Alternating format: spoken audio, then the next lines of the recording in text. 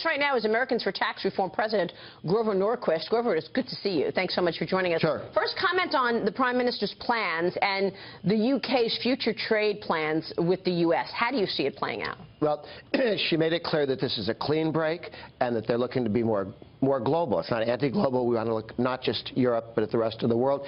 She also teed up something for Trump, which is going to be his first challenge, a good trade deal with Britain.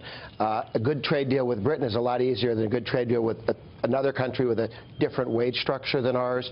It's a lot easier to come to an agreement there. It'll be interesting to see how his team, which is sometimes attacked as anti-open trade, comes together with Britain as part of their leaving the European Union.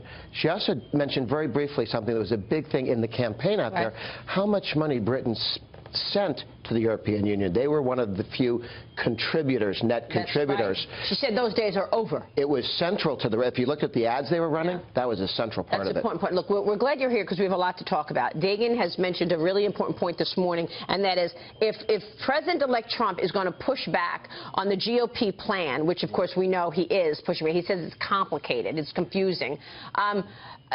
How is he going to pay for the tax cut? So Trump is criticizing the corporate tax plan, which was pitched as an alternative to his border tax proposal. This is an interview today, big story in the Journal this morning. Trump said the GOP measure is too complicated. What's your take on this? And go through what Trump's tax reform plan should look like. Sure.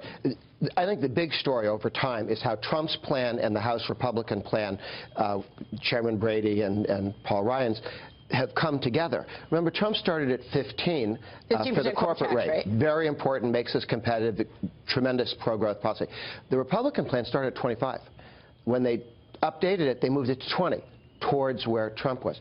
Trump's was the only Republican plan of all the 1,500 Republican candidates for president. He was the only one who didn't include full expensing for business investment in his first plan. Second plan, he joined with the House in going to full expensing for business. So rather than long depreciation schedules, you expense it the first year. Very powerful pro-growth tools.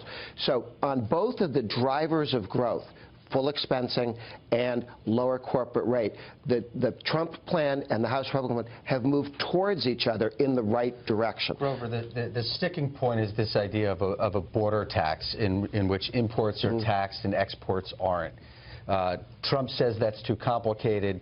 It's a pillar of the House Republican plan, which produces about $1 trillion of revenue and helps get that tax rate down to 20% that you're talking about. Does that border adjustment that House Republicans want belong in corporate tax reform? Right now, the way it's structured, you can't do it without that. It also is what makes it possible to move the United States to a territorial tax system, which is what most countries have, rather than the worldwide system, which is very confusing for us, and why there's $2 or $2.5 trillion of American company money earned overseas but stuck there because our own tax policy makes it difficult or impossible for that to come back.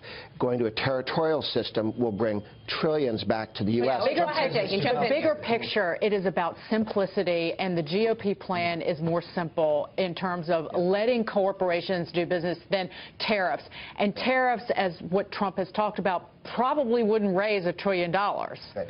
And you want complexity and you want political chicanery? Tariffs. Have a different tariff for all these different products and so on. That's where corruption in the early part of the United States came from, which was the tariff. So I think, look, there are lots of questions about whether that rate, the 20% rate, should be lower. Trump has said he wanted to go to 15. Every time you take it down, you reduce the challenges to international trade, the less bump on the way. I think here's everybody's worry. Get it done. Yeah. Get the corporate tax reform done. Yeah. Period. Somebody's got to meet. Will it get done in 17? If Trump disagrees with a pillar of this plan, are they going to be able to make this thing happen? If the complication is that, if the criticism is that it's complicated, he and his guys just need to look and see that the alternative is more complicated and how it comes together. My understanding from talking to people is that both the Trump people and the House people are very close to seeing things largely the same way. You know, a tweet can't encompass the whole thing that they're looking at. I would argue that you will see the House come out with a package within 100 days. The Senate will go with something very close to it, and that all three will be, within 6 months, we will have a tax plan enacted that looks very close to the House plan and the Trump plan merged. They're not that far apart right now. And the Senate, I think, will come in 2 years with the Hatch proposal, which is corporate integration, also necessary, but probably not in this year's package. But again, this is year one. It's also the second tax cut.